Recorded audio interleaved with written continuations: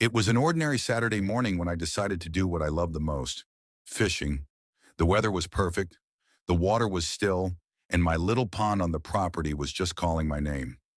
As a police chief, my job is stressful, and I often look forward to moments of solitude like these. I've earned the right to enjoy my land in peace, away from the constant rush of law enforcement duties.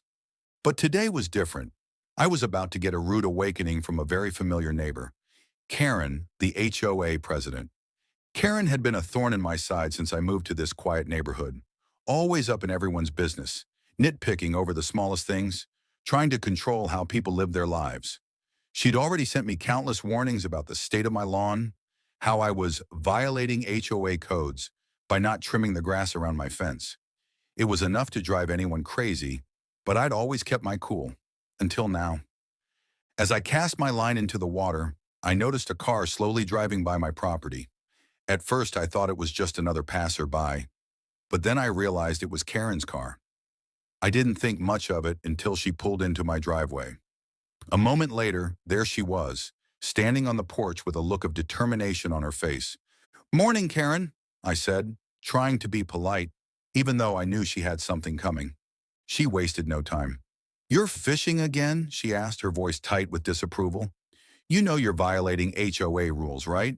No fishing in private ponds. You could get fined for this." I blinked, stunned. "What? Karen, this is my pond. I own this land. I can fish if I want to." She didn't care. In her eyes, the HOA rules were all that mattered. "Not according to the HOA. We've received complaints, and if you continue fishing, you'll face a hefty fine," she said, pulling out a piece of paper from her bag. She handed me a notice that made my jaw drop. A $10,000 fine for violating HOA rules regarding recreational activities on private property.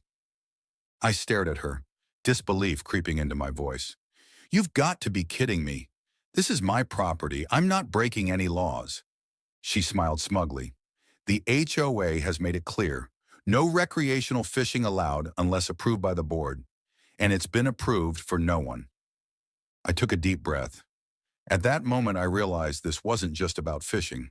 This was another attempt from Karen to assert her control over everyone in the neighborhood. The HOA had already fined me for trivial matters in the past, but this was the last straw. "You know, Karen," I said slowly, "I'm actually the police chief around here." Her expression shifted, the arrogance in her eyes replaced by a flash of confusion. "What does that have to do with anything?" she asked, clearly not connecting the dots.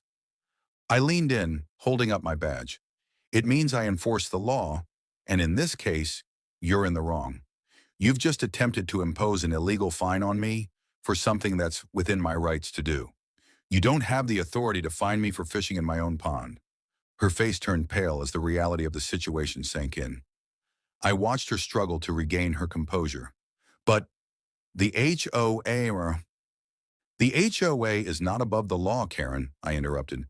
"If you ever try to fine me or anyone else for something like this again, you'll be facing legal consequences." I could see the shift in her demeanor. Gone was the self-assured Karen who loved to boss people around.